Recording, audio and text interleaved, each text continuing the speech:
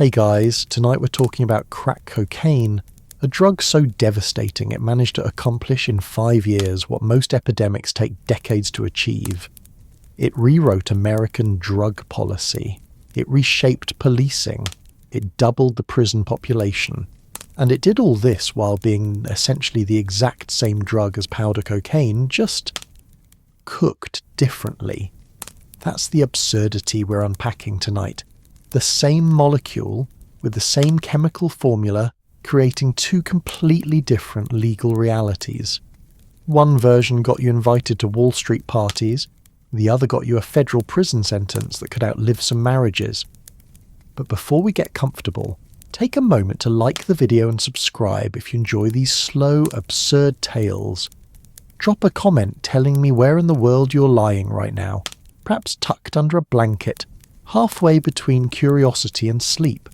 Now, dim the lights, take a deep breath, and let's ease into tonight's journey together. To understand crack, you first need to understand the cocaine market of the early 1980s, which was paradoxically suffering from too much success. Throughout the 1970s, Colombian cartels had been building a pipeline to get cocaine into America. And by pipeline, I mean planes, boats, submarines, guys with suitcases, basically any method that could transport white powder from South America to US cities without passing through customs. If it floated, flew, or walked upright, cocaine was probably inside it. They were exceptionally good at this. Too good.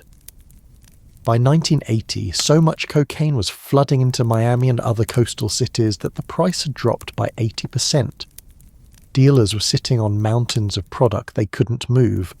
It was the drug version of having a warehouse full of fidget spinners in 2018. You know someone wanted this once, but now you're just stuck with it. Here's the problem cocaine had as a consumer product. It was champagne priced.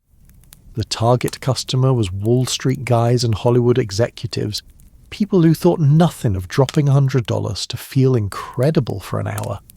Your average person in an inner-city neighborhood couldn't afford that. At $100 a gram, cocaine was the bottle service drug, exclusive, expensive, and marketed to people with expense accounts. The cartels needed new customers. They needed to take their product down market.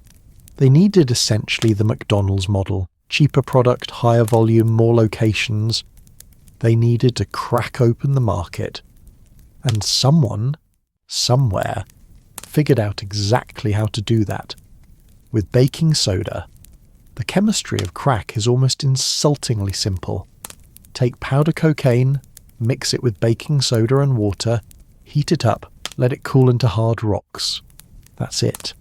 That's the entire innovation that would reshape American cities, fill American prisons, and redefine American drug policy for a generation. Your grandmother has everything needed to manufacture crack cocaine in her kitchen right now. The recipe is simpler than brownies. A child could do this, and eventually many children would, both as users and sellers. The science is basic. Heating cocaine with baking soda converts it from a salt into a freebase form that vaporizes at lower temperatures. Instead of snorting powder, which creates a gradual high that builds over minutes, you smoke crack, which hits your brain in about 10 seconds. 10 seconds. You take a hit, and before you've exhaled, the rush has already arrived. Your brain floods with dopamine. Everything feels incredible.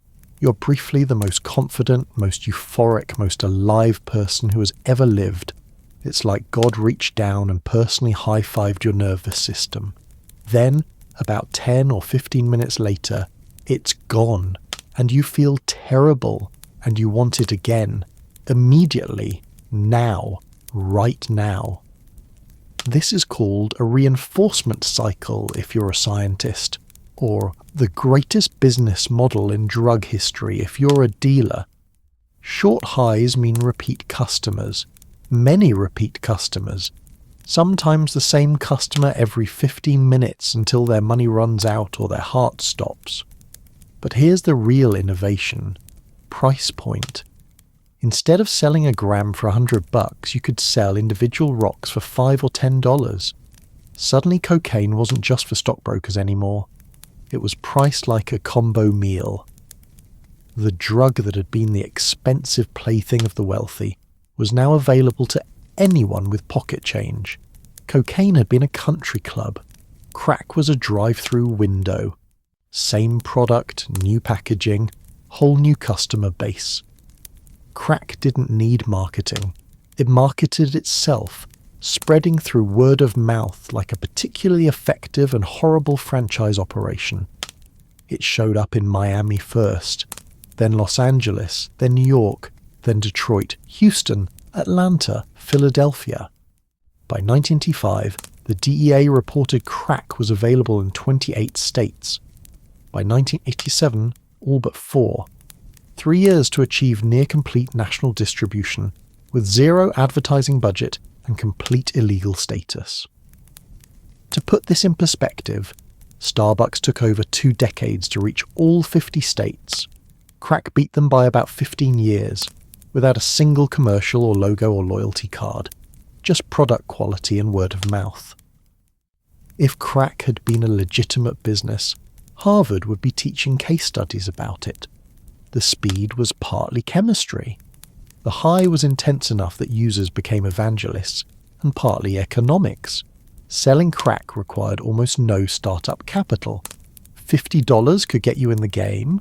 No business license, no background check, no application, just product, a corner, and the understanding that this job might kill you. Which brings us to who was selling and why. The neighborhoods crack hit first were already on life support. This wasn't coincidence. It was target marketing, even if nobody drew up a formal marketing plan. The early 1980s saw American cities hollowing out like rotting fruit. Manufacturing was leaving. Jobs were evaporating. Reagan's economic policies had moved industrial work out of urban centres like a magician pulling tablecloths. Everything that had been sitting on top came crashing down. If you were young, black, and living in an inner city in 1984, unemployment wasn't a temporary problem. It was a permanent condition. The jobs that existed paid minimum wage, offered no benefits, and treated you like furniture. The American dream had apparently taken a detour around your neighbourhood. Into this economic vacuum came crack. And crack offered something the unemployment office didn't. Money. Fast money. Real money. More money in a day than a minimum wage job paid in a week. Selling crack required no resume, no interview, no experience, just willingness to stand on a corner and take risks. The startup costs were minimal. $50 could get you enough product to start. The profit margins were enormous. A street dealer working a busy corner could gross $2,000 a month. In neighborhoods where the legal economy had essentially abandoned young black men, the illegal economy was hiring. It was also, of course, catastrophically dangerous. The job description included, may be shot, and will definitely be imprisoned if caught. But when your other options are no options at all, danger starts looking like opportunity. The crack trade employed teenagers, sometimes younger. Kids worked as lookouts, as runners, as junior salesmen. The drug economy was providing jobs that the regular economy refused to, and it employed exactly the people the regular economy had written off as unemployable. This wasn't a moral failing. This was math. Cold, brutal, desperate math. Here's something nobody tells you about drug markets. They operate exactly like regular markets, except everyone is armed and there's no customer service hotline. Crack markets were territorial in a way cocaine markets never were. Powder cocaine was sold discreetly to known customers. A dealer might have a pager, a network, relationships built over time. It was almost civilized, if you ignored the felonies. Crack was different. Crack was sold on street corners to whoever showed up with cash. Your corner was your storefront. Your block was your franchise territory. If someone else wanted your spot, that wasn't competition, that was an invasion. And here's where the guns came in. If you're a 17-year-old carrying a few $100s in cash and a pocket full of product, everyone in the neighborhood knows it. You're a walking ATM in an economy with no police protection. You need security. You need a weapon. You need at minimum the credible threat of violence. So dealers armed themselves. And once dealers were armed, other young men armed themselves for protection, for status, because everyone else had one. Guns flooded into neighborhoods that had never been this heavily armed, and once the guns were there, they got used. A dispute over a corner became a shooting. A shooting became retaliation. Retaliation became war. The violence wasn't really about the drug. Crack doesn't make you violent. It makes you euphoric and then miserable. It was about territory and money, and the complete absence of any legal mechanism for resolving disputes. In some cities, the murder rate for young black men doubled within a few years of crack's arrival. Doubled, not increased slightly, doubled. And here's the truly devastating part. Researchers found that the elevated murder rates persisted for decades. 17 years after crack entered a city, young black men were still being murdered at rates 70% higher than before. The guns that came in didn't leave. The beefs that started didn't end. The violence became structural, built into neighborhoods long after the drug market itself had cooled. Parents learned to hit the floor when they heard gunshots. Children learned to avoid certain corners, certain blocks, certain times of day. Businesses closed. Anyone with resources fled. The people left behind were trapped in a war zone they never enlisted for. Meanwhile, at the other end of the economic spectrum, the same molecule was having a very different experience. Picture a Wall Street trading floor in 1985. Some guy named Chad, there's always a Chad, is doing lines in the bathroom between trades. He's wearing a suit that costs more than some crack dealers make in a month. He'll do this several times today, then go home to his doorman building, sleep it off, and do it again tomorrow. If Chad gets caught, which he won't because police don't exactly patrol the bathrooms of investment banks, his family will hire a lawyer.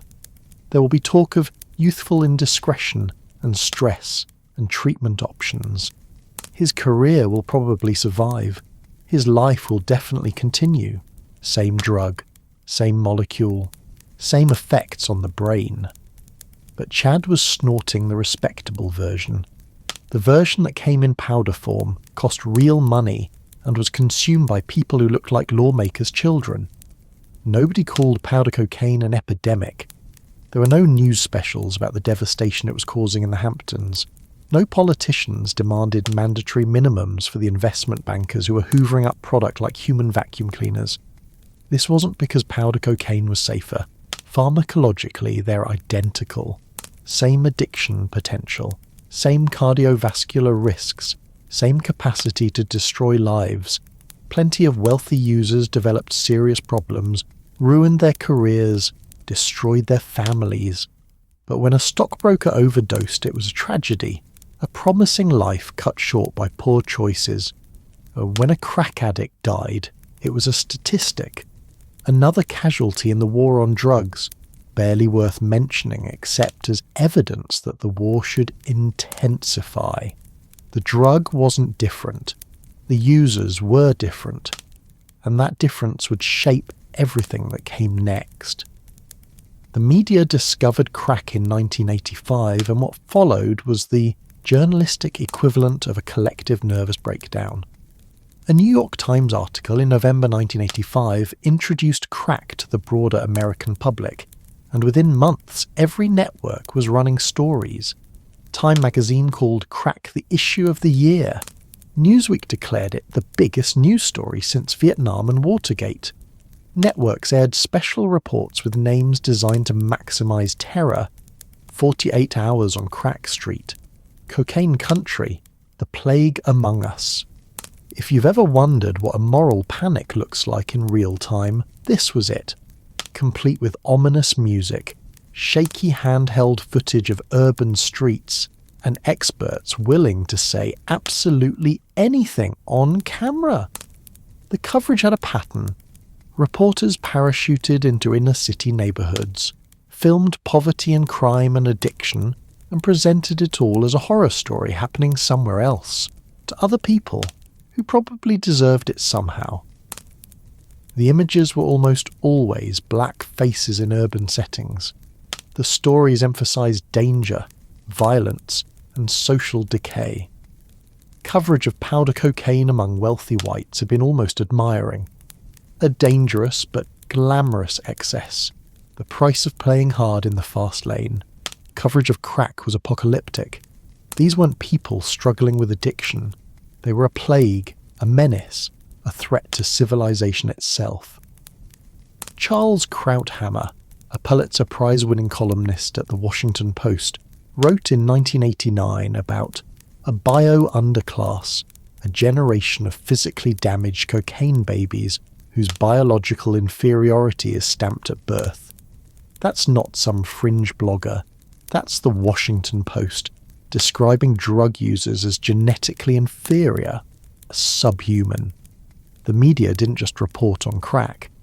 The media created a monster, and America needed a hero to fight it. Enter Congress, stage right, tripping over itself in its rush to look tough. Then came Len Bias, and everything accelerated. June 17th, 1986. The NBA draft. The Boston Celtics, defending champions, owned the second pick, and everyone knew what they were going to do with it. Len Bias, University of Maryland superstar, 6'8", could jump out of the gym, and had been compared to Michael Jordan by scouts who'd watched both play. Red Auerbach, the Celtics' legendary president, had been planning this pick for years. The team was aging, they needed young blood. Bias was the future, the next franchise player, the next Hall of Famer, the next face of Boston basketball. 2 days later, Bias was dead. He'd been celebrating at a party, reportedly trying cocaine for the first time. His heart went into arrhythmia. By 8:55 a.m. on June 19th, after failed attempts to revive him, he was pronounced dead. 22 years old, career over before the first practice. America lost its mind. This wasn't some anonymous addict dying in an alley. This was a superstar, a golden boy, the kind of young man who appeared in milk commercials and made parents feel good about sports, and he was dead from drugs. Immediately reports began circulating that Bias had died from smoking crack. The media had spent months priming Americans to fear this new drug menace, and here was proof. Crack had killed an American hero. Something had to be done, except it wasn't crack. Bias had snorted powder cocaine, same drug that Wall Street was doing, same drug that Hollywood was doing, same drug that had been around for years without prompting a national emergency. But by the time the correction emerged, it was a footnote. The narrative was set. Crack had killed Len Bias, or close enough, and Congress was already sprinting toward a solution. Tip O'Neill was the Speaker of the House, Boston Democrat, Celtics fan. His team had just lost their future to drugs, his constituents were terrified, and midterm elections were 4 months away. O'Neill saw an opportunity that politicians dream about, a chance to be tough on crime, pass historic legislation, and do it all before November. Democrats had been called soft on crime for years. Here was the chance to flip that script so hard it gave the Republicans whiplash. "Write me some goddamn legislation," O'Neill reportedly told his staff. And they did. Fast. Terrifyingly fast. The Anti-Drug Abuse Act of 1986 went from concept to law in 4 months. 4 months. For perspective, Congress usually takes longer than that to agree on a lunch order. This bill rewrote American drug policy, created a sentencing structure that would imprison millions, and reshaped criminal justice for a generation. in less time than a college semester. There were no hearings examining the bill's likely effects, no expert testimony on what actually works, no analysis of racial disparities, no input from addiction scientists. The Sentencing Commission would later note that no committee held hearings on the mandatory minimum provisions. Nobody studied this. Nobody modelled the outcomes. Nobody asked basic questions like, will this actually help? They just did it, because elections were coming, and panic was in the air. Eric Sterling was a young lawyer on the House Judiciary Committee who helped draft the bill. He would spend the next 3 decades trying to undo what he'd done in those 4 months. The law that flowed from this completely destroyed the federal justice system, he said later, tarnished the reputation of the whole American justice system. He wasn't exaggerating. The Anti-Drug Abuse Act of 1986 created mandatory minimum sentences. If you possessed a certain amount of drugs, you served a certain amount of time. Period. No discretion, no context, no exceptions. A judge couldn't look at a first-time offender and say maybe 5 years is excessive for a teenager who made one mistake. A judge couldn't consider circumstances or addiction or coercion or anything else. The number on the scale determined the years in the cell. Justice was now a math problem, but here's where the math got interesting. And by interesting, I mean catastrophically, absurdly, almost comically unjust. Congress set different thresholds for crack and powder cocaine. 5 grams of crack, about 5 paper clips worth, a few rocks, an amount that could fit in a sugar packet, triggered a 5-year mandatory minimum. To get that same sentence for powder cocaine, you needed 500 grams, half a kilo, a pound of product. This was the 100-to-1 ratio. Same drug, same molecule, same chemical formula, same effects on the brain. But the cooked version, the cheap version, the smoked version, the version found in black neighbourhoods, was punished 100 times more severely. It's like giving someone 20 years for toast, while the guy eating bread goes free. Same wheat, same gluten, same carbohydrates. But one guy used a toaster, so he's a felon. Nobody could explain why they picked 100-to-1. The House had originally proposed 50-to-1. The Senate pushed it higher. There's no testimony, no study, no analysis explaining why 100 was the right number. They just picked it. In the middle of a legislative panic with an election coming, they invented a ratio that would determine the fates of millions of people. Years later, the US Sentencing Commission would investigate and find no scientific basis for the disparity. No pharmacological evidence that crack was 100 times worse. No criminological data justifying it. The ratio was arbitrary, invented on the fly, and then carved into law like it was constitutional scripture. You can probably guess what happened next. Before the 1986 law, the average federal drug sentence for black defendants was 11% higher than for white defendants. That was already a disparity worth examining. Not great, but not apocalyptic. 4 years after the law passed, the gap had exploded to 49%. Almost half again as long. This wasn't because black people suddenly started using more drugs. National surveys consistently showed similar rates of drug use across racial groups. White people and black people use cocaine at comparable rates. The drug didn't care about skin colour. The law did. Street-level crack sales happened openly on corners in urban neighbourhoods. Police could see them. They were easy arrests. Powder cocaine sales happened in college dorms, suburban homes, private clubs, Wall Street bathrooms. Those required investigation, informants, actual work. So police did the easy thing. They arrested the dealers they could see, the users they could find, the transactions happening in plain view on streets they already patrolled. And those people were disproportionately black, and the mandatory minimums ensured that those arrests became long prison sentences. By the early 1990s, 1 in 4 black men aged 20 to 29 was somewhere in the criminal justice system. Prison, probation, or parole. Not 1 in 4 drug users. Not 1 in 4 crack users. 1 in 4 black men, period. The United States achieved the highest incarceration rate in the world, not per capita, though that too, but in raw numbers. More prisoners than China, with 4 times the population, more than Russia, more than any country in history. And a massively disproportionate share of those prisoners were black men, serving time for a form of cocaine that was chemically identical to what wealthy white users consumed with relative impunity. Same drug, different sentence, different life. Here's the cruelest part. It didn't even work. The whole point of mandatory minimums was deterrence. Harsh sentences would scare people away from drugs. The crack trade would collapse. Communities would be saved. Crack use continued rising after the law passed. Violence continued. Addiction continued. The drugs flowed uninterrupted while the prison population exploded.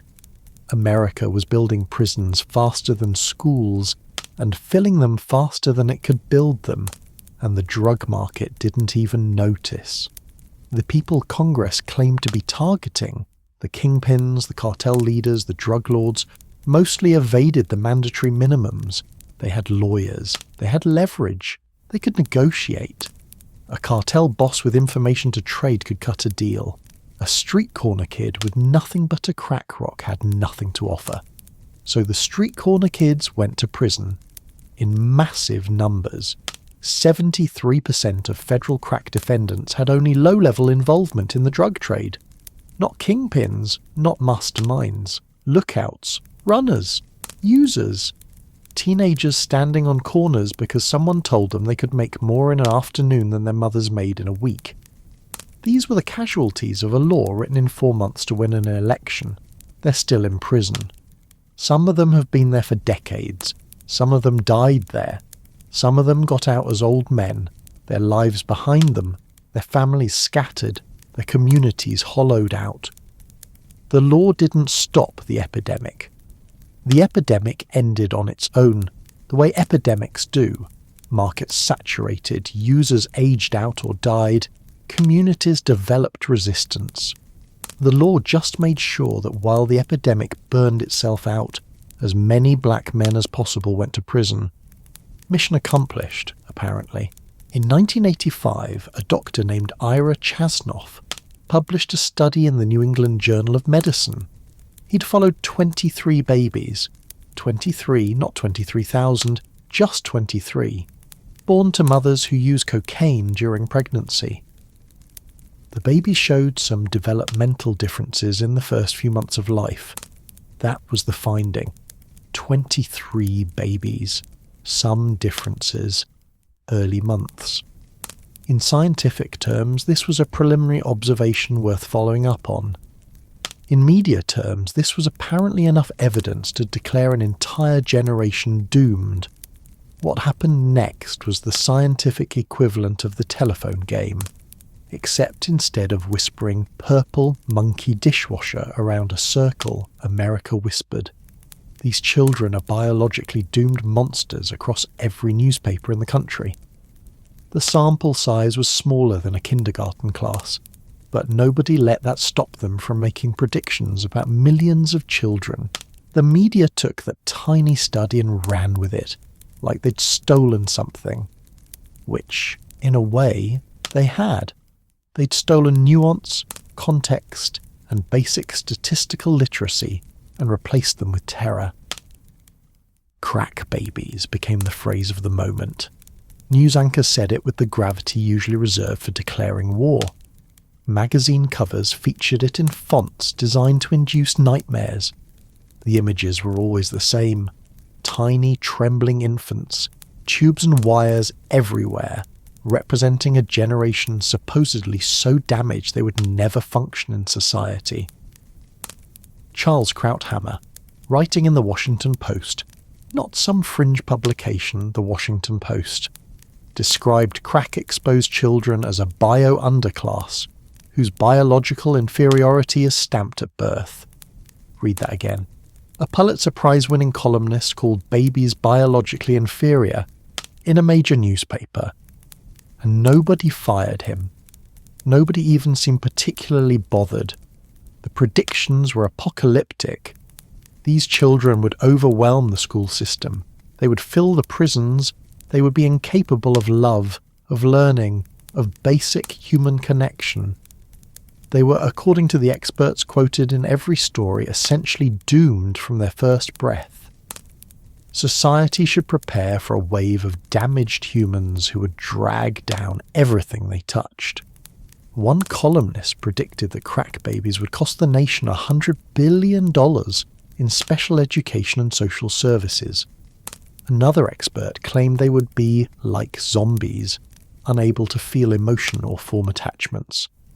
The Washington Post ran a story suggesting these children might be better off not being born at all. Let that sink in. A mainstream newspaper suggesting certain babies shouldn't exist. Here's what actually happened to the crack babies. They grew up fine. Not fine despite enormous obstacles, fine. Not fine with an asterisk, fine. Just fine. Normal. Indistinguishable from their peers. The zombie apocalypse never arrived. The bio-underclass failed to materialize. Turns out babies are more resilient than newspaper columnists.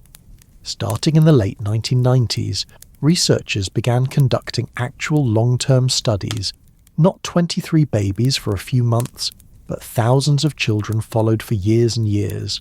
They controlled for variables. They used proper methodology.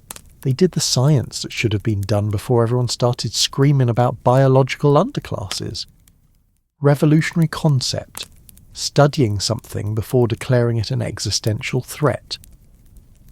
The results were consistent across multiple studies.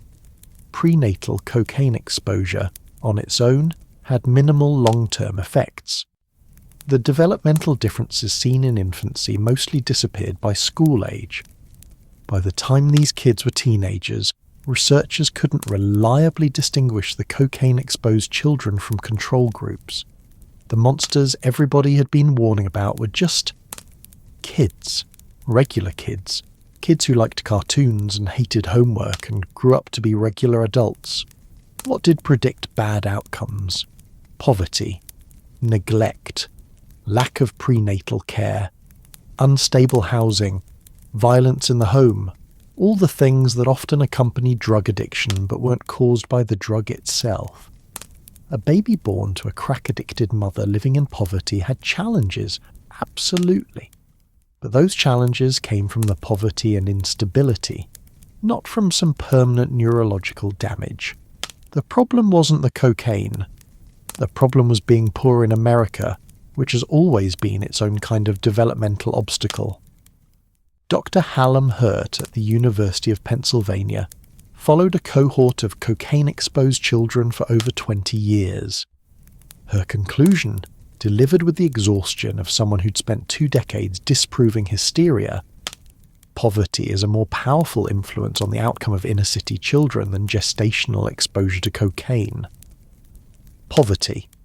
Not crack. Poverty. But poverty damages children doesn't make for good television. It's not scary enough. It's not someone else's fault. It's just sad and complicated and would require actually doing something about inequality instead of building prisons. But here's the thing about corrections. They never get the same coverage as the original panic. The crack babies are doomed stories ran on front pages with terrifying graphics and ominous music. The actually they're fine studies got buried in academic journals and maybe a brief mention on page 17, right next to the ad for discount mattresses. The retraction never catches up to the lie. It's not even close. The lie gets a head start and never looks back. So an entire generation of children grew up labelled. Teachers expected them to fail. Social workers expected them to be problems. The children themselves grew up hearing they were damaged goods, biologically inferior, a burden on society. Some of them believed it. Why wouldn't they? Everyone kept saying it. The prophecy didn't come true, but the stigma was real. The damage wasn't neurological, It was social. We told these kids they were broken, treated them like they were broken, and then expressed shock when some of them struggled. It's almost like expectations matter. It's almost like telling children they're worthless as consequences. Who could have predicted? But the crack baby panic wasn't just media hysteria, it became policy. And policy, unlike newspaper headlines, has teeth. In South Carolina, a prosecutor named Charles Condon decided that pregnant women who used drugs weren't patients who needed help, they were criminals who needed cages. He partnered with a hospital in Charleston to institute mandatory drug testing for pregnant women. If you tested positive, you got arrested. Not referred to treatment. Arrested. Handcuffs. Jail. While pregnant. The program was called Interagency Policy on Management of Substance Abuse During Pregnancy, which is government speak for, we're going to arrest mothers and call it medicine. The nurse who helped implement the policy, Shirley Brown, had some interesting views. In a deposition years later, she explained her thoughts on interracial relationships and seemed genuinely confused about why anyone would find them acceptable. This was the person helping decide which pregnant women went to jail. No conflict of interest there. No racial bias whatsoever. Pure, objective medical judgment. Almost all the women arrested were black. Almost all of them were poor. The wealthy women who used cocaine during pregnancy, and there were plenty of them, somehow never seemed to get tested. Their hospitals didn't have partnerships with prosecutors. Their positive results didn't lead to handcuffs. Funny how that worked. One woman, Regina McKnight, was convicted of homicide after her baby was stillborn and she tested positive for cocaine. Homicide for a stillbirth. She served 8 years before the South Carolina Supreme Court finally threw out the conviction, noting that the evidence of the effects of cocaine on fetuses was outdated and flawed. 8 years for junk science. 8 years because a prosecutor wanted to be tough on crack. The Supreme Court eventually struck down the Charleston program in 2001, ruling that the Fourth Amendment still applied to pregnant women. But by then, other states had implemented similar policies. Pregnant women avoided prenatal care because they were afraid of being tested and arrested. They gave birth without medical supervision. They hid their addictions instead of seeking treatment. The policy designed to protect babies ended up endangering both babies and mothers. Good intentions, terrible outcomes. The crack era in miniature. And then there's Gary Webb. And this is where the story takes a turn that sounds like a conspiracy theory, but is actually just regular history, with better documentation than most conspiracy theories could dream of. Buckle up, because this one gets weird. In August 1996, a journalist at the San Jose Mercury News published a 3-part series called Dark Alliance. Webb had spent over a year investigating the origins of the crack epidemic in Los Angeles, and what he found was uncomfortable. So uncomfortable that powerful people would spend years trying to make him and his findings disappear. According to Webb's reporting, the crack pipeline that had flooded Los Angeles in the early 1980s could be traced back to Nicaraguan drug traffickers who had connections to the CIA-backed Contra rebels. The Contras were fighting to overthrow the socialist Sandinista government in Nicaragua, and the Reagan administration supported them with the enthusiasm of a sports fan whose team was down by 20. Even after Congress explicitly banned that support with the Boland Amendment, the administration kept finding ways to help. Money had to come from somewhere. Apparently cocaine was somewhere. Webb documented how men like Norwin Meneses and Danilo Blandon, major cocaine traffickers with documented ties to the Contra movement, had supplied the cocaine that a Los Angeles dealer named Freeway Ricky Ross turned into crack. Ross became one of the biggest crack dealers in America, moving enough product to qualify as a mid-sized corporation, and his supply chain ran through people the CIA was actively working with. Small world, Awkward coincidence, nothing to see here. Webb wasn't claiming the CIA invented crack or deliberately targeted black communities. That would be conspiracy theory territory. He was claiming something more mundane, but still explosive, that the agency knew its allies were trafficking cocaine and looked the other way, because the Contras needed funding, and cocaine provided funding. The crack epidemic in this telling wasn't just a tragedy, it was partly a consequence of American foreign policy. The government was simultaneously fighting a war on drugs and protecting drug traffickers. It's the kind of irony that writes itself, except it was also destroying communities. The story went viral before viral was a thing. The Mercury News website crashed repeatedly from the traffic, more hits in a week than it had gotten in its entire previous existence. Black communities who had long suspected that the crack epidemic wasn't entirely organic felt vindicated. Finally, someone was connecting the dots. Finally, someone with a press badge was saying what people in those neighbourhoods had been saying for years, and then the establishment turned on Webb with a fury that still feels excessive, even decades later. You'd think he'd accuse George Washington of tax fraud. The Los Angeles Times assigned 17 reporters to investigate the story. 17. That's more reporters than most papers assigned to cover entire wars, and they weren't digging deeper into CIA Contra cocaine connections. They were focused on finding problems with Webb's reporting. It was like watching a newspaper turn into a hit squad, except with notepads instead of weapons. The New York Times and Washington Post piled on. Story after story questioned Webb's methods, his conclusions, his judgment. They didn't dispute the basic facts, the cocaine traffickers, the Contra connections, the LA crack market, but they attacked his framing, his implications, his tone. The message was clear. Even if you're right, you're wrong if you make powerful people uncomfortable. The Mercury News, under pressure, threw their own guy overboard. Webb's editor wrote a letter essentially apologising for the series. Webb was transferred to a bureau so far from the main office, it was basically exile with a paycheck. He resigned in 1997, his career effectively over. Vindication was coming, but it would arrive too late to matter.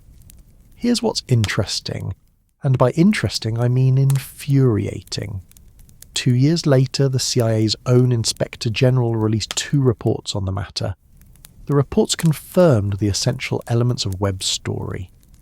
Yes, the CIA had worked with Contra supporters who were trafficking cocaine. Yes, the agency had known about it. Yes, it had protected some of these traffickers from prosecution. Oops. Volume 2 of the Inspector General's report ran over 400 pages and detailed case after case of cocaine traffickers operating under CIA protection. It wasn't what Webb had claimed. It was worse. The conspiracy was bigger than he'd reported. The guy who got destroyed for overstating things had actually understated them. But by then, Webb was yesterday's news. The papers that had savaged him didn't run front-page corrections. The journalists who had questioned his credibility didn't apologise. Webb had been right, and being right had destroyed him anyway. There's a lesson there about how power works, and it's not an encouraging one. On December 10th, 2004, Gary Webb was found dead in his home with 2 gunshot wounds to the head. The death was ruled a suicide. 2 gunshot wounds to the head. Suicide. I know what you're thinking. But here's the thing, it's technically possible, rare, but documented in medical literature. People occasionally survive the first shot and manage a second. The coroner investigated and stood by the ruling. Webb had been depressed for years, struggling financially, unable to find work in journalism because nobody would hire the guy who'd embarrassed the CIA and the major papers. There's no evidence of foul play. Just a deeply sad ending to a story about what happens when you tell truths that powerful people don't want told. But you can understand why people have questions. A journalist who exposed CIA complicity in the crack epidemic, who was vindicated by the agency's own internal investigation, ends up dead with 2 bullets in his head, and we're supposed to just nod and move on. At minimum, it's a hell of an ending. The universe has a dark sense of humour, or someone else does. The LA Times published an obituary that spent more words relitigating his reporting than mourning his death. Even in death, they couldn't let him be right.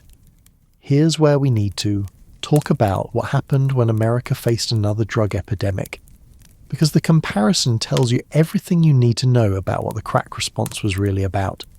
It's like a controlled experiment in national empathy, except nobody designed it that way, and the results are deeply unflattering.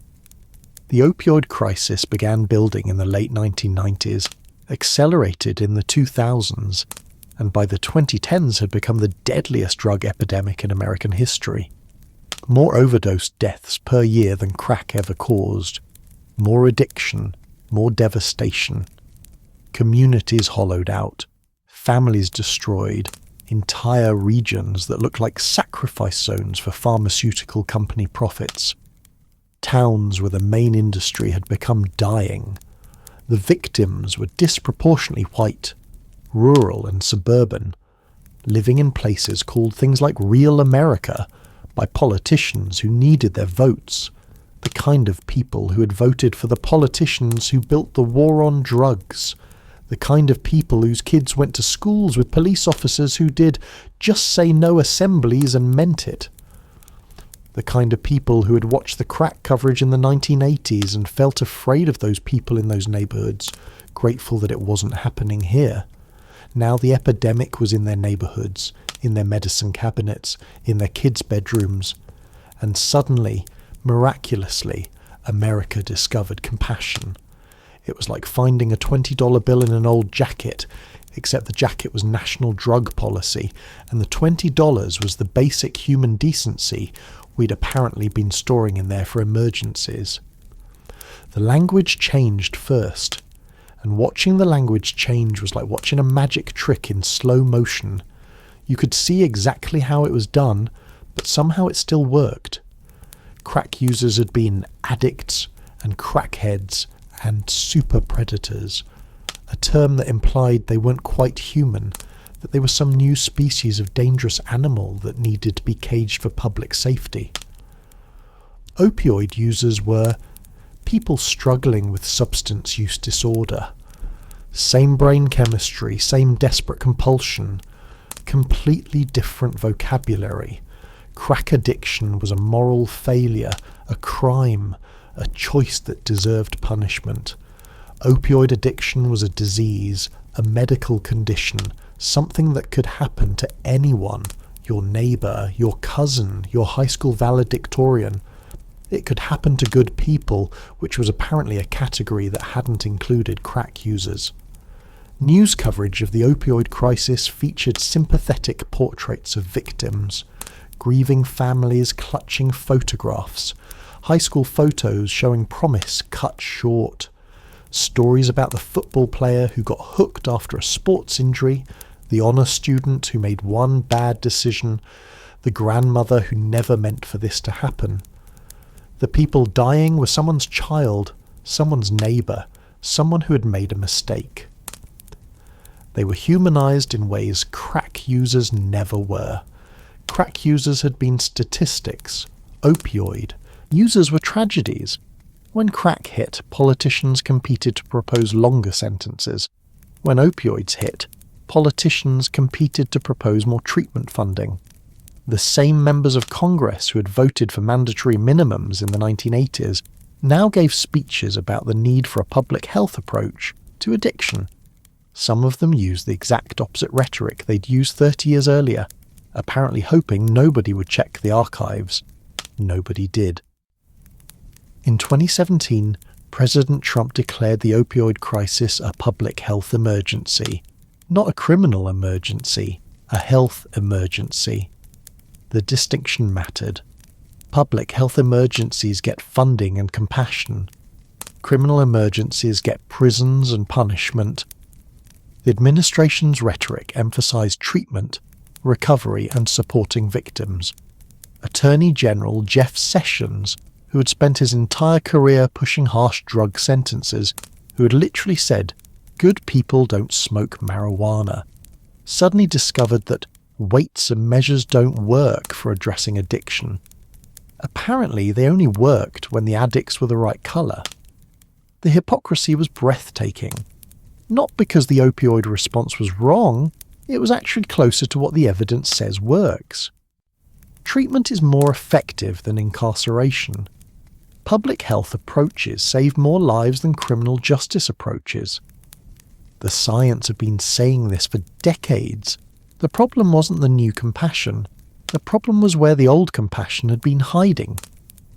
Researchers at Harvard and MIT analysed media coverage of the two epidemics. What they found was stark. Opioid coverage was significantly more sympathetic, more likely to frame addiction as a disease, more likely to feature calls for treatment instead of punishment.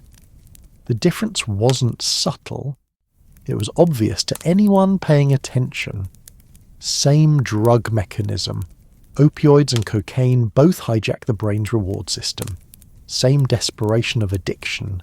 Same destroyed families and shattered communities. Different victims. Different response. It's worth stating plainly what the comparison reveals, even though it's uncomfortable. Even though it makes people defensive. Even though there's always someone ready to explain why it's more complicated than it looks. When crack was destroying black communities, America built prisons. When opioids started destroying white communities, America built treatment centers. When crack addicts died, it was their fault, a consequence of bad choices, moral weakness, criminal behavior. When opioid addicts died, it was a tragedy that demanded government action, funding, and sympathy. The 100-to-1 sentencing disparity wasn't based on science. The crack baby panic wasn't based on science. The decision to treat addiction as a crime instead of a disease wasn't based on science. None of it was based on evidence or outcomes or what actually works to reduce drug use and save lives. Scientists had been saying for decades that punishment doesn't cure addiction. Doctors had been saying it. Researchers had been saying it. Nobody in power was listening. It was based on who was using. It was based on who was dying. It was based on which communities were considered worth saving, and which were considered acceptable losses. This is the part where someone usually jumps in to say it's more complicated than that, or you're oversimplifying, or there were other factors. Sure, there are always other factors, but the pattern is what it is. The outcomes are what they are, and patterns don't lie just because the truth is uncomfortable. This isn't speculation. This isn't reading between the lines. This is just describing what happened and letting the patterns speak for itself. Same country, same addiction, different response. The only variable that changed was the demographic profile of the victims. The crack epidemic ended on its own, the way epidemics do. Markets saturated. Users aged out or died. The next generation saw what happened to their older siblings and made different choices. By the mid-1990s, crack use was declining. By the 2000s, it had largely faded. The monster under the bed turned out to have an expiration date. But the incarceration didn't follow the same curve. Prison populations kept growing long after crack peaked. They didn't hit their maximum until 2009, almost 2 decades after the height of the epidemic. The epidemic was over, but the machine didn't get the memo. The law kept catching people. The system kept processing bodies. The cells kept filling. It's like building an army to fight a war that ended years ago and then wondering why you have so many soldiers and nothing for them to do. And the communities kept suffering, not from the drug anymore, from the response to the drug. Fathers gone, mothers gone, young men with felony records that would follow them forever, unable to get jobs because have you ever been convicted of a felony is on every application. Unable to vote in many states because democracy apparently doesn't apply to people who made mistakes. unable to live in public housing because we'd rather have people homeless than housed if they have the wrong history, unable to escape a mistake they'd made at 17 when their brains weren't even fully developed. We built a system that punishes people forever and then acts surprised when they can't get their lives together. The Fair Sentencing Act of 2010 reduced the 100-to-1 ratio to 18-to-1, not 1-to-1, not, oops, our bad. The original ratio was completely arbitrary and destroyed millions of lives. Just 18-to-1. They couldn't bring themselves to admit the original law was entirely wrong. Just partially wrong. 18-to-1 wrong. Still punishing crack more harshly than powder, just not quite as absurdly. Progress apparently is when you reduce the injustice by 82% and call it a victory. The First Step Act of 2018 made some of those changes retroactive, which is a nice way of saying we're finally admitting that people have been in prison for decades longer than they should have been. People who had served most of their lives for crack offences could petition for reduced sentences. Some got out, some had already died inside, which is a hell of a way to discover the law that put you there was eventually recognised as unjust. Some had been released years earlier and were still carrying the weight of their convictions, still unable to get jobs, still unable to vote in many states, still unable to rent apartments, still explaining to every potential employer why they have a gap in their resume that's measured in decades. Here's what the crack epidemic teaches us, if we're willing to learn. And that's a big if, because we're historically not great at learning things that make us uncomfortable. The drug was the occasion. The destruction was the choice. Crack didn't force America to respond with mass incarceration. Crack didn't write the 100-to-1 ratio. Crack didn't manufacture the crack baby hysteria, or prosecute pregnant women, or produce the news coverage that treated addicts like monsters. Crack was just sitting there, being a chemical compound. We did all the rest ourselves. People made those choices, politicians made those choices, voters supported those choices. We could have built treatment centres instead of prisons. We could have asked what actually works, instead of what feels tough. We could have treated addiction like the medical condition it is, instead of the moral failing we wanted it to be. We didn't. And when the same basic problem showed up in different communities that looked more like the people making the decisions, we suddenly discovered all the compassion we'd been hiding in a drawer somewhere. The treatment funding, the public health framework, the ability to see addicts as human beings. It was there the whole time. We just couldn't find it when we needed it most, or wouldn't. That's not a story about drugs. That's a story about us. And it's not a particularly flattering one. Let's start with the numbers, because the numbers are staggering even before you remember that each number is a person. In 1980, before crack, about 40,000 people were in prison for drug offences in the United States. By 1997, that number had exploded to nearly 400,000.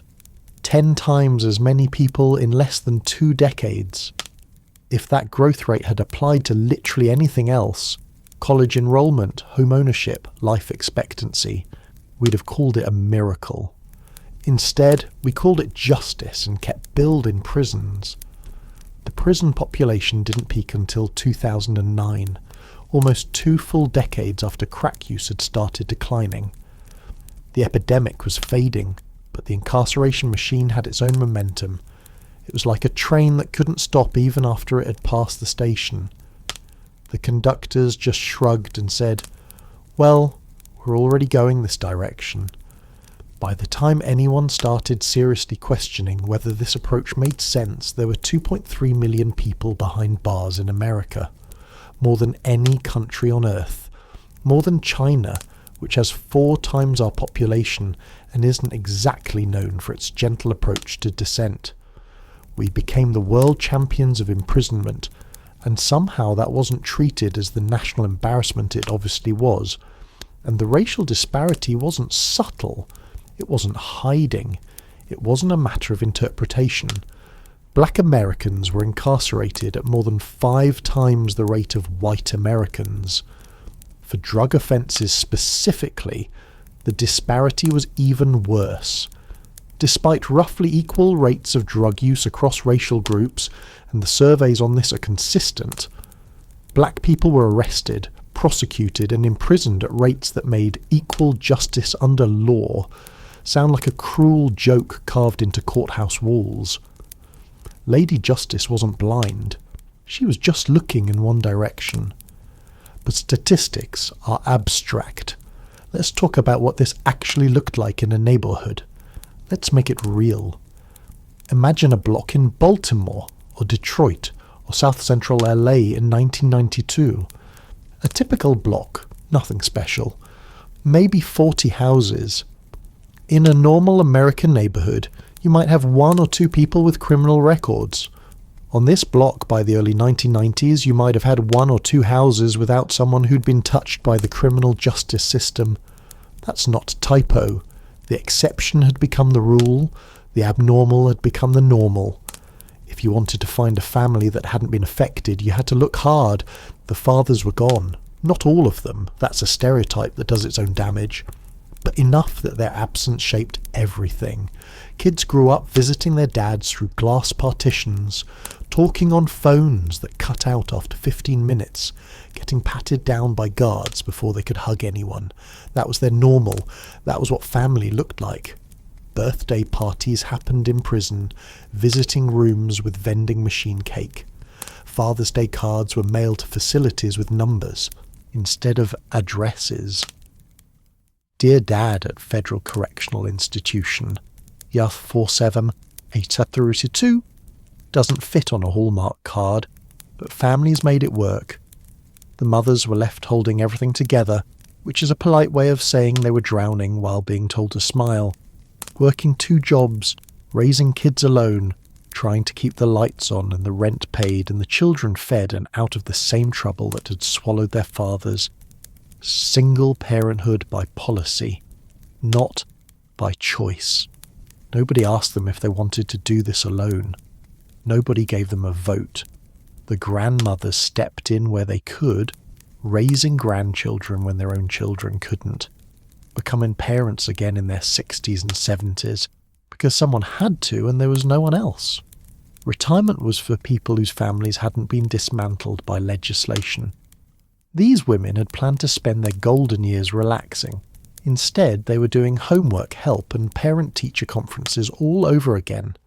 The economics were devastating, and nobody who designed this system seemed to have done basic arithmetic. When you remove a working-age man from a household, even one whose work was illegal, you remove income. When you give him a felony record, you make it nearly impossible for him to earn legal income when he gets out. So he comes home with nothing, to a family that's been struggling without him, into a job market that won't hire him, with skills that are either outdated or unmarketable. The math doesn't work. The math was never designed to work. The math was designed to punish, and it did that beautifully. Gold stars all around for the math. A+ in suffering, F in outcomes. Here's something nobody talks about. Prison costs money. A lot of money. And that money comes from somewhere, goes somewhere, and enriches someone. In the 1990s, it cost about $25,000 a year to incarcerate someone. Today, it's closer to $40,000 in many states, and over $60,000 in places like California and New York. We were spending more per prisoner than we spent per student in public schools. We were investing more in cages than classrooms, more in punishment than prevention, more in consequences than causes. If you wanted to design a system to perpetuate poverty and dysfunction, you couldn't do much better than what we built. We basically hired consultants to maximise suffering, and they delivered ahead of schedule. But that money didn't disappear. It went somewhere. It went to the companies that built prisons. It went to the companies that ran prisons. It went to the companies that supplied prisons with food, with uniforms, with phone services that charged families $3 a minute to talk to their incarcerated loved ones, Want to tell your kid goodnight? That'll be $3. Miss you too, that's another 3. Love is expensive when it has to travel through a privatised phone system. The prison boom was an economic stimulus package for certain parts of America, funded by the destruction of other parts of America. Small towns in upstate New York and rural Texas and central California got jobs and tax revenue. Urban neighbourhoods in those same states got emptied out. The money flowed from poor communities to less poor communities, from black families to white families, from cities to countryside. It was a wealth transfer program disguised as a justice program, and it worked exactly as designed. Private prison companies emerged and thrived. Their business model was simple: people in cages. The more people in cages, the more money they made. They lobbied for longer sentences, for more offences to be criminalised, for immigration detention, for anything that would keep the beds full and the revenue flowing. They had shareholders to satisfy, quarterly earnings to report. Human suffering had been securitised, turned into a stock ticker, assigned a market cap. Geo Group and Core Civic traded on the New York Stock Exchange. You could literally buy shares in incarceration. Your retirement fund might own a piece of a prison. Sweet dreams. Meanwhile, back in the neighbourhoods, a generation was growing up with what researchers would later call collateral consequences, which is academic language for we broke these families and now we're going to study the breakage while doing very little to fix it. Scientists love to study problems. Fixing them requires budgets. Children of incarcerated parents were 5 times more likely to end up incarcerated themselves. 5 times. That's not a risk factor, that's a pipeline. That's an assembly line. That's a conveyor belt moving children from one set of cages to another. We took kids whose fathers went to prison, made their families poorer, destabilised their homes, surrounded them with trauma, gave them fewer opportunities, watched them struggle, and then expressed shock when some of them ended up in the same system. The surprised Pikachu face of American social policy. Who could have possibly predicted that damaging children would produce damaged adults? Apparently everyone except the people making policy. These kids had higher rates of depression, anxiety, and behavioural problems. Not because they were born different, but because their lives were different.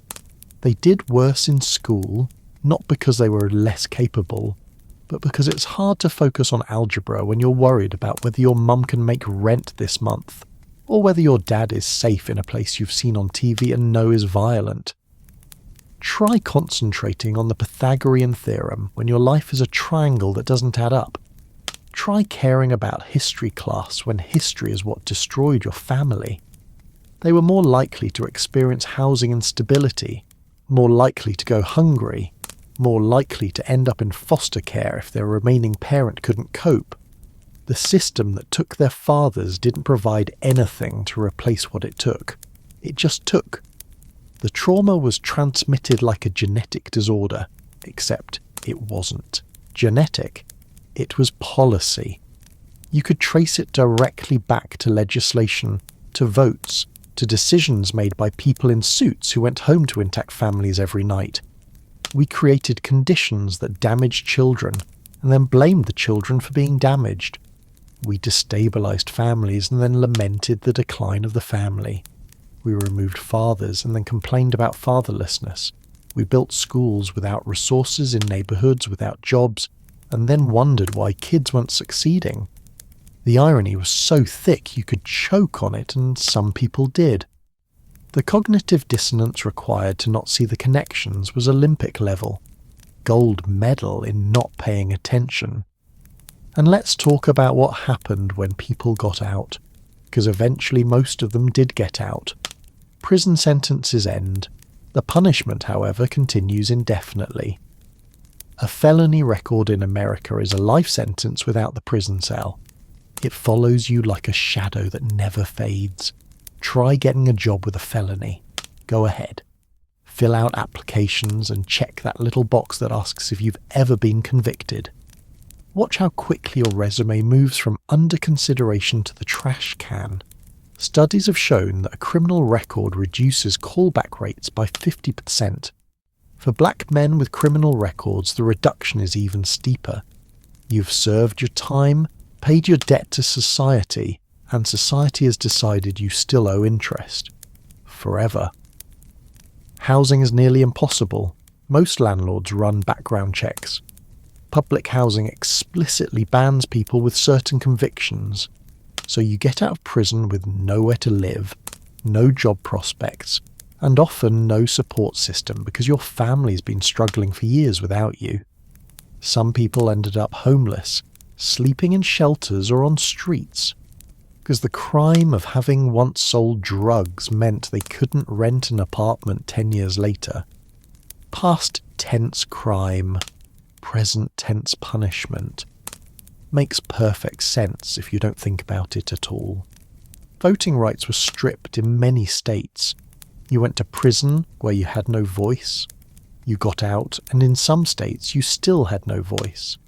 Florida, until 2018, permanently disenfranchised anyone with a felony conviction. That's millions of people, disproportionately black, who couldn't vote for the officials who made the laws that had imprisoned them. Democracy for some, silence for others. The people most affected by criminal justice policy were the people least able to change it through legitimate means. Almost like that was the point. The whole system was designed like a trap with no exit. You get arrested because you're poor and desperate. You get convicted because you can't afford a real lawyer. You go to prison and your family gets poorer. You get out with a record that makes you unemployable. You can't find housing. You can't vote. Your options are even fewer than before. Some people went back to the only economy that would have them. Some people went back to prison. The cycle continued. Recidivism wasn't a bug. It was a feature. A returning customer is still a customer. Here's the darkest part. Some people knew this would happen. Some people said it out loud at the time while it was happening and were completely ignored. Being right is not the same as being heard. Being right doesn't get you on television. Being right just means you get to watch the disaster unfold exactly as you predicted, and then spend decades saying, "I told you so," to people who don't want to hear it. In 1986, when Congress was rushing to pass the Anti-Drug Abuse Act, there were voices warning that mandatory minimums wouldn't work. Criminologists pointed out that harsh sentences don't deter crime. Certainty of punishment matters, but not severity. People don't commit crimes and then check the sentencing guidelines to see if it's worth it. Public health experts explained that addiction is a medical condition, not a moral failing that you can punish out of people. You can't incarcerate someone into sobriety any more than you can jail someone into not having diabetes. Civil rights leaders warned that the law would fall hardest on black communities, because laws always do, because the criminal justice system has never been colourblind, and there was no reason to think this one would be different. They had data, they had evidence, they had decades of experience, they had everything except power. And power wasn't listening. Nobody wanted to hear it. The panic was too loud. The election was too close. The narrative was too compelling. Being right doesn't matter when being tough polls better. The Congressional Black Caucus actually supported the 1986 law, which is often cited as evidence that the racial impact wasn't intentional, as proof that black leaders wanted this too. But the full story is more complicated and more tragic. Black communities were desperate. They were watching crack tear through their neighbourhoods like a fire with no one fighting it. They were watching the violence spiral, watching their children die, watching everything they'd built get destroyed. They wanted help, and the only help being offered was handcuffs. It was either support the law or get nothing. When you're drowning, you grab whatever rope is thrown, even if the person throwing it is the one who pushed you in, even if you suspect the rope might strangle you. At least it's something. Some members of the caucus later expressed regret. Congressman Charles Rangel, who had been one of the leading voices for tough drug laws, eventually admitted that the approach had failed. "We've spent billions of dollars, we've incarcerated millions of people, and we have more drugs on the streets today than we had then," he said in interviews. The confession came decades too late to help the people already in prison, but at least it came. Some apologies are better than none. Most apologies arrive too late to matter, but they're still worth something. Maybe. Jesse Jackson, speaking in the 1990s, said what should have been obvious: the war on drugs has become a war on us. He was talking about black communities, about the devastation that law enforcement had brought to neighbourhoods already suffering. He was right, and being right didn't matter. Being right rarely matters when you're saying things powerful people don't want to hear. Being right just makes you inconvenient. The people who were right all along tend to share a few characteristics.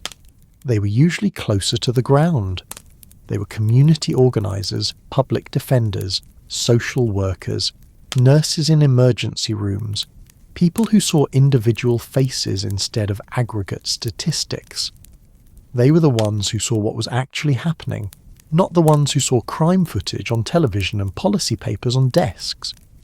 Dr. Robert DuPont, who had been Nixon's drug czar, the man who helped build the architecture of the war on drugs, eventually came around. "We've never treated addiction as a health problem," he admitted. "We've treated it as a criminal problem."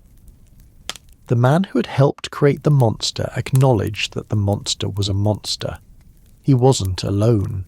Many of the architects and implementers of these policies eventually recanted, usually long after they had moved on to comfortable retirements and book deals. The Sentencing Project, a non-profit that had been tracking the disaster from the beginning, published report after report documenting the racial disparities, the ineffectiveness, the human cost. They were ignored for years, then finally cited by politicians who wanted to appear reform-minded without actually reforming much. Being right for decades doesn't earn you a seat at the table. It just makes you a useful footnote when the people at the table want to look informed. Michelle Alexander published The New Jim Crow in 2010, arguing that mass incarceration had become a system of racial control comparable to segregation. The book was a sensation, finally bringing to mainstream attention what affected communities had been saying for 20 years. She became a celebrity academic, invited to give talks and receive awards. The people who had been making the same arguments in community meetings and church basements and prison visiting rooms, they did not become celebrities. Being early doesn't pay. Being credentialed does. The slow walk back began in the 2000s, though walk back might be too generous a term. It was more of a slow, embarrassed shuffle in a vaguely different direction, with frequent pauses to make sure nobody was watching. 2 steps forward, 1 step back. Pause to make a speech about being tough on crime, another half step forward. States started realizing they couldn't afford to keep building prisons. Budget crises have a way of inspiring compassion that moral arguments couldn't touch. When the money runs out, suddenly everyone discovers their principles were negotiable all along.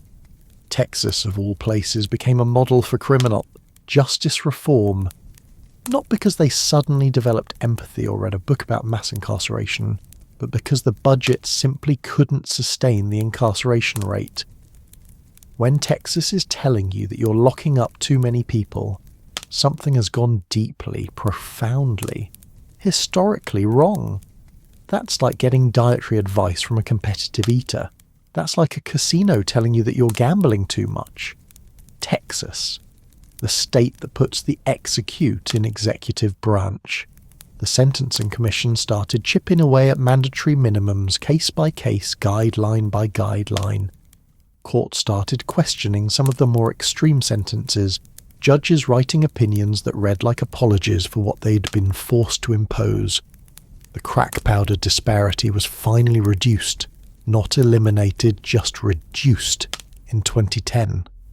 Obama commuted sentences for hundreds of people serving absurd terms for non-violent drug offences, which felt like a lot until you remembered that hundreds of thousands were still inside. Trump signed the First Step Act in 2018, which was perhaps the only bipartisan accomplishment of that administration, and also one of the most limited reforms imaginable. They called it the First Step Act, which is accurate if you consider that first steps are usually very small and followed by lots of falling down. But reform happened in inches when it should have happened in miles. Every change was fought. Every reduction in sentences was opposed by someone claiming it would unleash chaos, open the floodgates, bring back the bad old days. The same arguments that had been wrong in 1986 were trotted out in 2006 and 2016, dusted off and presented as wisdom. The same fear-mongering, the same predictions of doom. And each time, when the reforms passed anyway and the doom didn't arrive, nobody apologised for having been wrong. Nobody said, I guess I was mistaken. They just moved on to opposing the next reform with the same confidence, the same certainty, the same convenient amnesia about all the previous times they'd been wrong about the same things. Here's where we are now. We've stopped building the problem quite as aggressively, but we haven't done much to fix what we broke. We've slowed down the bleeding. We haven't healed the wound. The prison population has declined from its 2009 peak, but it's still enormous by any historical or international standard. We're still number one, still the world champions of imprisonment, still the gold medalists in locking people up. If there were participation trophies for mass incarceration, we'd have a warehouse full of them.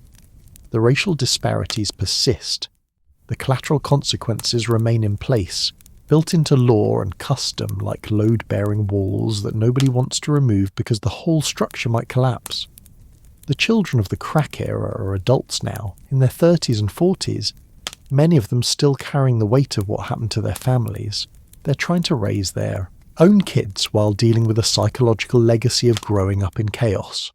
Some of them have never known a family structure that wasn't shaped by incarceration. Their children, the grandchildren of the original crisis, are growing up in the shadow of decisions made before their parents were born. The half-life of bad policy is measured in generations. Some of the people who went to prison in 1987 are still there. Think about that for a moment. 1987. Reagan was president. The Berlin Wall was still standing. The internet barely existed. These men went in young and are now old, in their 60s and 70s, serving sentences that were imposed when they were young, and the laws were new and crack was the monster of the moment. They've been inside longer than many of their guards have been alive, longer than some of the judges who sentenced them have been on the bench. The laws that put them there have been criticised by their own authors, reduced by Congress, deemed unjust by courts, and still they sit in cells because justice in America moves slowly when it moves at all. And some people fell through the cracks so deep that no reformers reached them. They're archaeological artifacts of a panic that ended decades ago. The neighbourhoods are still recovering, if recovery is even the right word. Some have gentrified, which is a particular kind of irony. Prices pushed so low by the devastation that eventually developers noticed and moved in, smelling opportunity in the wreckage. The same blocks that were war zones in 1990 are now home to coffee shops and yoga studios and artisanal pickle stores and apartments that cost more than the crack dealers ever made. The people who survived those years have been priced out to somewhere else, pushed further from city centres, further from jobs, further from the neighbourhoods their families had lived in for generations. The trauma scattered, but didn't disappear. It just changed zip codes. It commutes now. Let's start with the evidence that we learned something. Because there is some evidence. It's not nothing. It's not enough, but it's not nothing. Marijuana is now legal for recreational use in nearly half the states. Medical marijuana is legal in most of them. a drug that was classified alongside heroin, Schedule I, supposedly no medical value, high potential for abuse, right there next to the most addictive substances known to humanity, is now sold in dispensaries with names like Greenleaf Wellness and the Happy Buddha and Mary Jane's Relaxation Station, to suburban mums who just want to sleep better, and tech workers who want to enhance their creativity, and retirees who prefer gummies to wine. There are marijuana sommeliers now. That's a real job that real people have. Someone gets paid actual money to sniff weed and describe its notes and undertones and terpene profiles like it's a fine burgundy.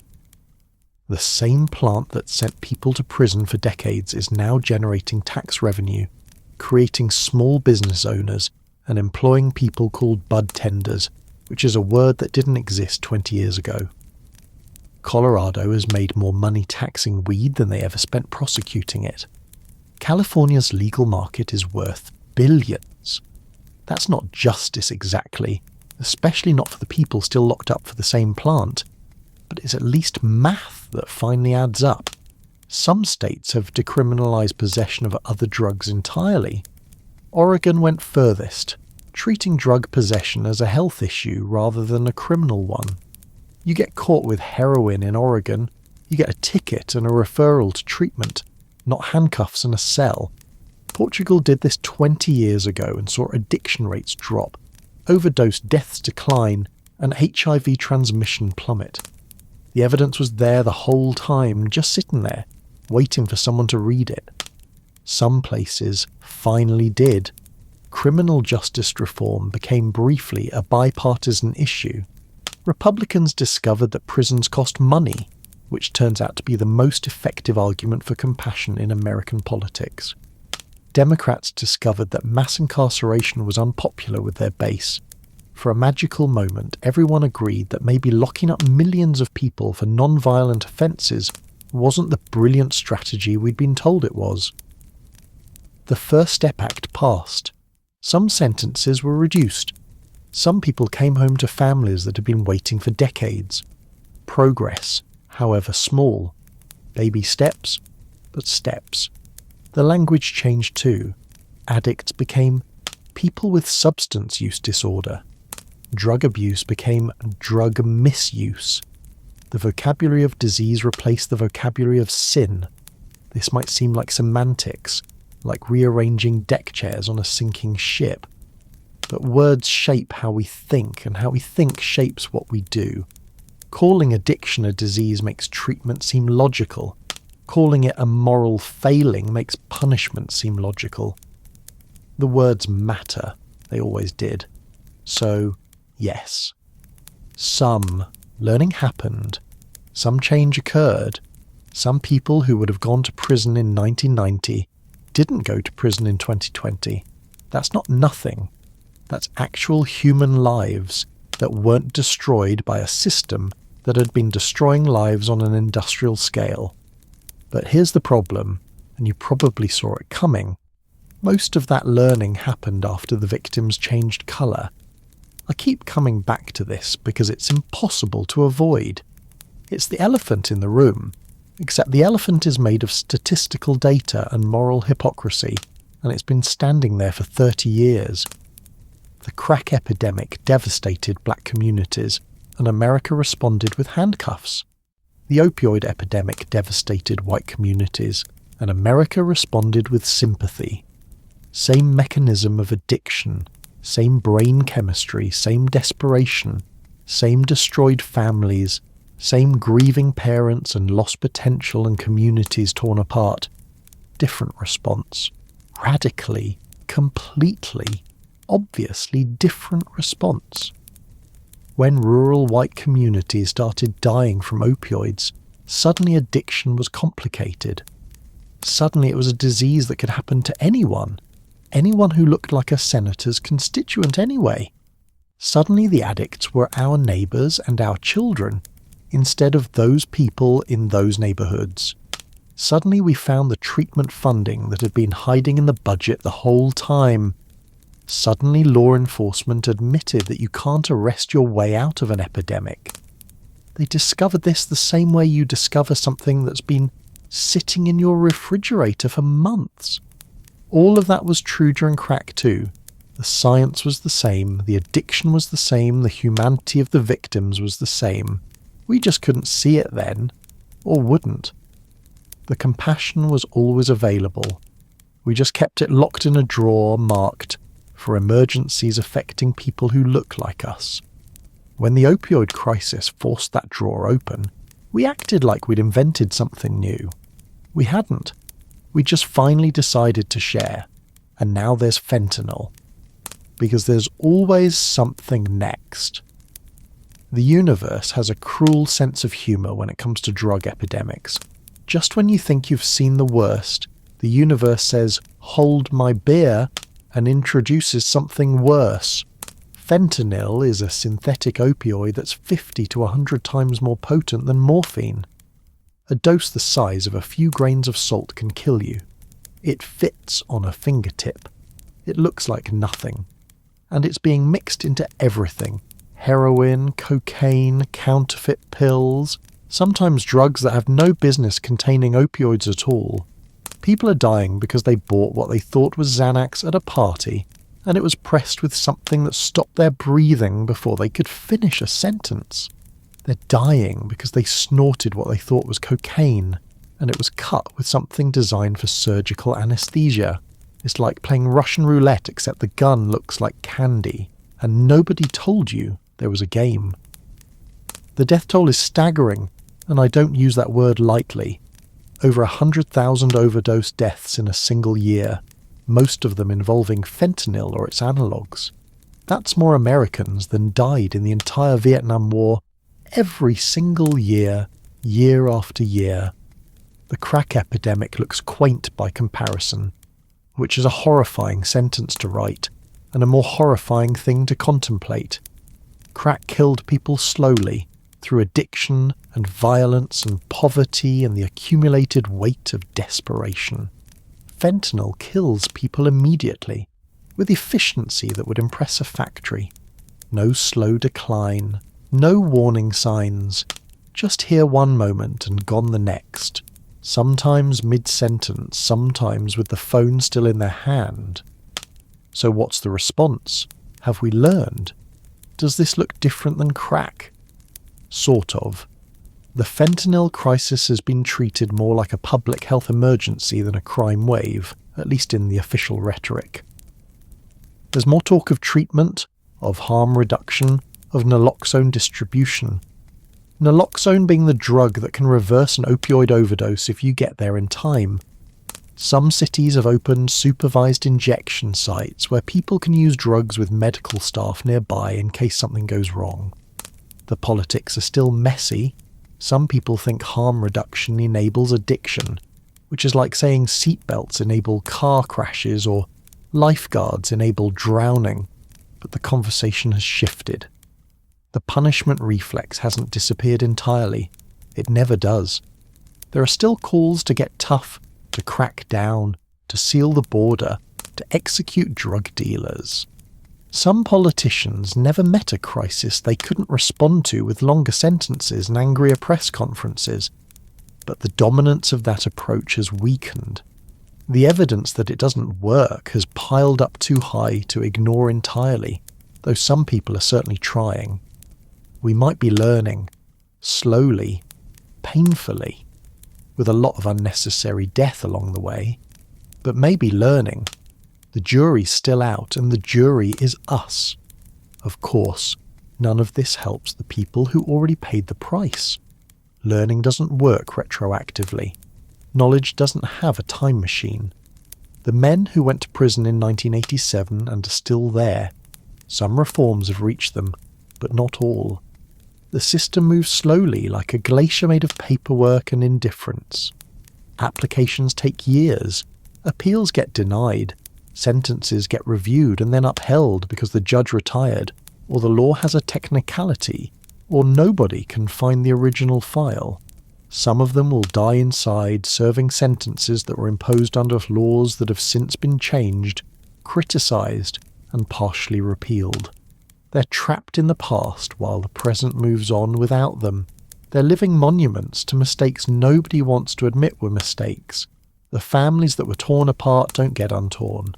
There's no law that can give back the years. The children who grew up visiting their fathers through glass don't get those years back. The mothers who work themselves to exhaustion don't get to rest now. The grandmothers who raised grandchildren instead of enjoying retirement don't get a do-over. The trauma doesn't disappear because the laws have changed. It lives in bodies, in memories, in patterns of behaviour passed down like heirlooms nobody wanted. The communities that were hollowed out don't automatically refill. The businesses that close don't automatically reopen. The social fabric that frayed doesn't automatically reweave. Some neighbourhoods recovered, some gentrified, which is a kind of recovery that mostly benefits people who weren't there for the suffering, the urban equivalent of showing up after the battle and claiming the victory. Some remain damaged, still waiting for investment that never comes, still bearing the scars of decisions made when their residents were considered acceptable losses. There's no reset button. There's no Crawl Z for history. The crack era happened. The response happened. The consequences happened and are still happening. All we can do is decide what happens next and hope we don't make the same mistakes again while knowing that we probably will. Here's what I think we've actually learned, stripped of optimism and wishful thinking. The uncomfortable version. The version nobody puts in press releases. We've learned that drug epidemics end on their own. Markets saturate. Users age out or die. Communities develop resistance. The next generation watches the destruction and makes different choices. The crack epidemic didn't end because of mass incarceration. It ended despite mass incarceration on its own schedule, following its own logic. The laws we passed didn't shorten the epidemic, they just added punishment on top of it, like putting a concrete block on someone who's drowning. The disease ran its course while we were busy building prisons, and then we declared victory as if the prisons had done something useful. We were fighting a fire by building jails next to it, and then claiming credit when the fire burned itself out. We've learned that punishment doesn't cure addiction. This should have been obvious, but we spent decades and trillions of dollars proving it anyway. Millions of people went to prison. They came out still addicted, or they got addicted inside, or they stayed clean through willpower and came home to a world that wouldn't hire them. Prison doesn't treat the underlying condition any more than jail treats cancer. It just warehouses people and calls it a solution. The scientists have been saying this all along. We just didn't want to listen because listening would have meant doing something harder than locking people up. We've learned that panic makes bad policy. The 1986 law was written in 4 months by politicians who were more afraid of looking soft than of getting it wrong. Nobody studied the likely outcomes. Nobody consulted experts who disagreed with the predetermined conclusion. Nobody asked whether it would work. They only asked whether it would look tough. They just did something, anything, to show they were serious. The something they did caused immense harm, and the people who did it mostly moved on to lucrative careers while the consequences piled up. Panic is not a strategy. Panic is what you do instead of strategy. We've learned that who the victims are matters more than what the crisis is. The response to crack and the response to opioids were mirror images of each other. Punishment versus treatment, criminals versus patients, war versus medicine. The only thing that changed was demographics. The same country, facing the same problem, found completely different wells of compassion depending on who was dying. That's not a policy lesson. That's a character revelation. And it's not flattering.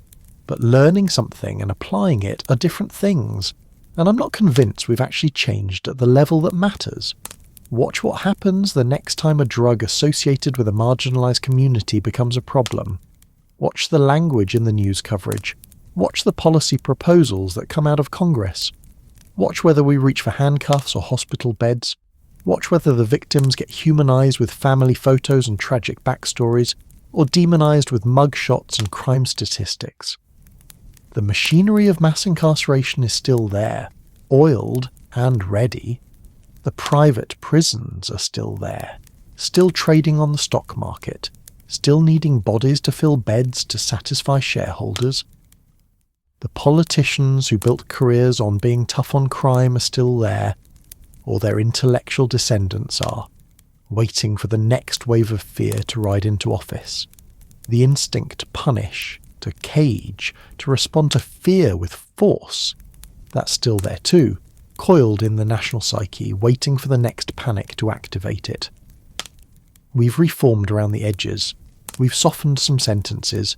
We've admitted some mistakes in carefully worded press releases.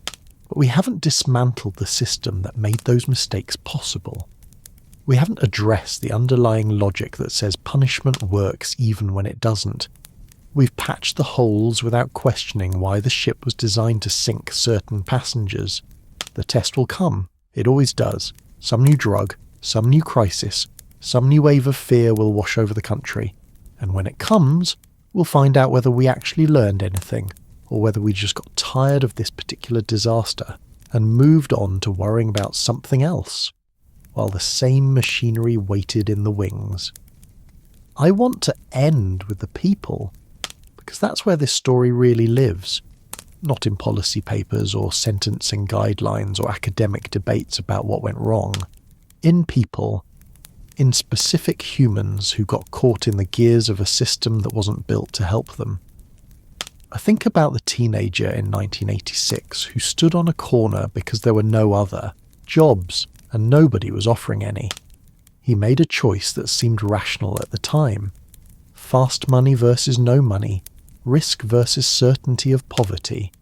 He got caught and got sentenced and got old in a cell while the world outside forgot he existed and then changed into something unrecognisable. He's in his 50s now, if he's alive. He's spent more than half his life inside, longer than many careers, longer than most marriages. The laws that put him there have been criticised by their own authors. The drug that got him sentenced has been eclipsed by worse drugs that somehow didn't produce the same punishment frenzy. He watches the news and sees marijuana dispensaries opening in states where people are still locked up for marijuana. He sees opioid addicts getting treatment and compassion while he serves out a crack sentence that nobody defends anymore. He tries to make sense of it and can't because it doesn't make sense. It was never supposed to make sense. It was supposed to make someone feel safe.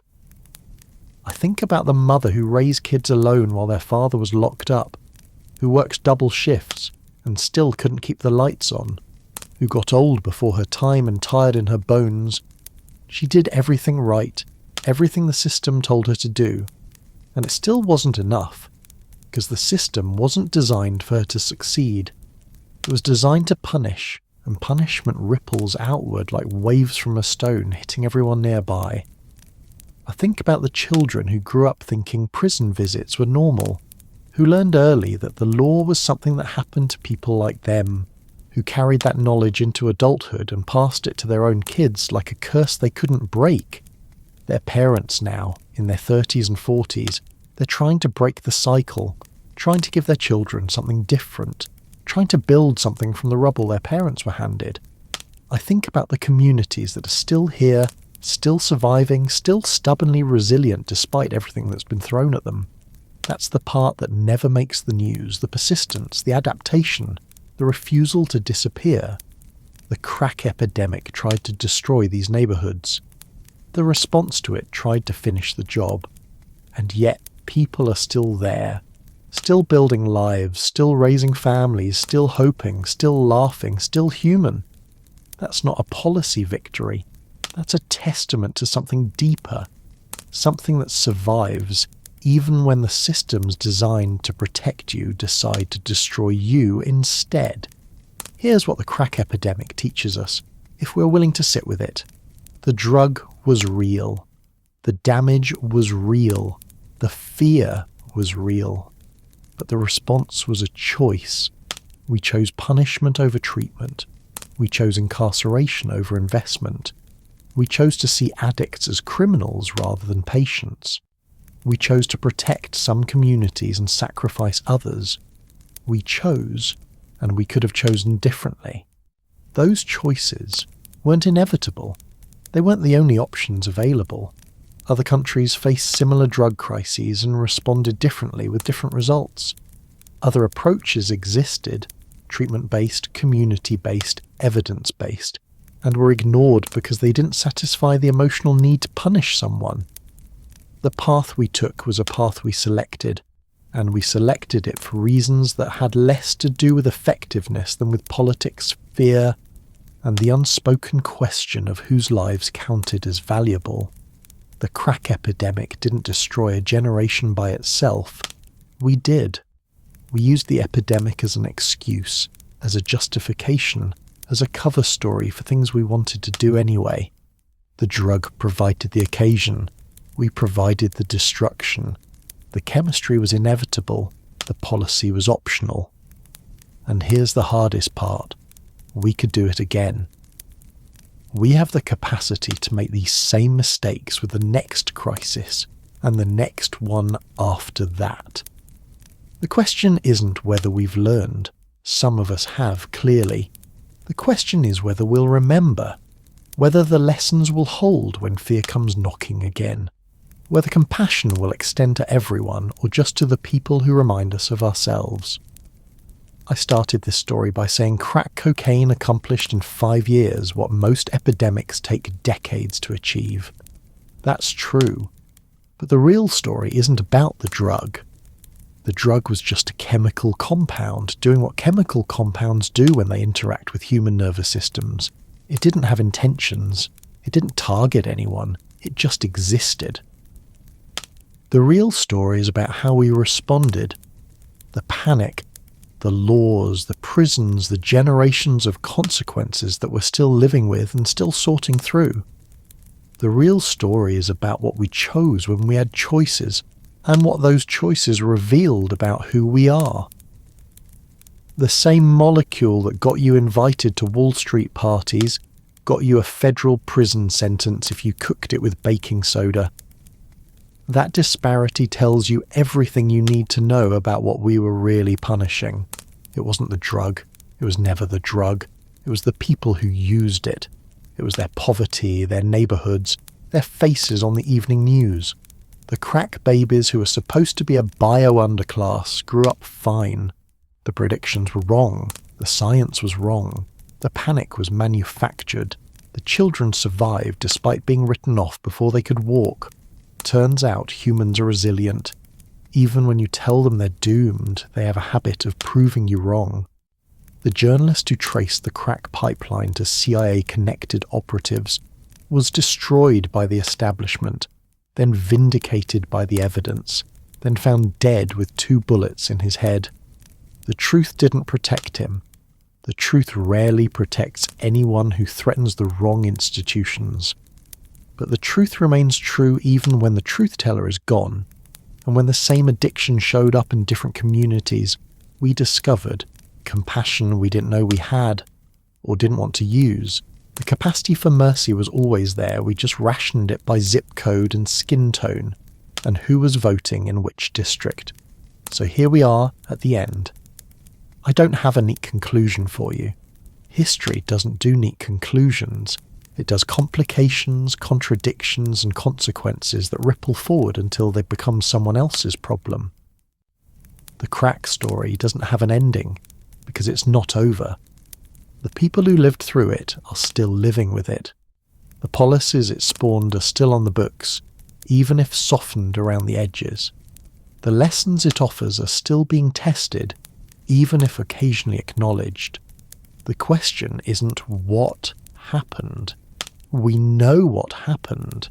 The question is what we do with that knowledge, whether we carry it forward or let it fade, whether we remember or conveniently forget, whether we choose differently next time, or whether next time becomes another chapter in the same sad story with different names and dates. comfortable history is just nostalgia. It tells us what we want to hear, confirms what we want to believe, and lets us off the hook for the hard questions. The crack story isn't comfortable. It's messy and ugly and ongoing. It implicates all of us, the lawmakers and the voters and the journalists and the bystanders who watched it happen and didn't object loudly enough. But that's exactly why it matters. Because the uncomfortable histories are the ones that might actually teach us something. The comfortable ones just help us sleep. The uncomfortable ones might help us wake up. So that's the story. A drug that went from non-existent to everywhere in 5 years. A panic that turned policy into punishment. A generation caught in the crossfire. And a country that's still figuring out whether it learned anything at all. Thanks for taking this journey with me. Now turn off the screen, get some sleep, and maybe, just maybe, carry a little of this with you into tomorrow. Because history isn't just what happened. History is what we do with what happened, and we're still deciding.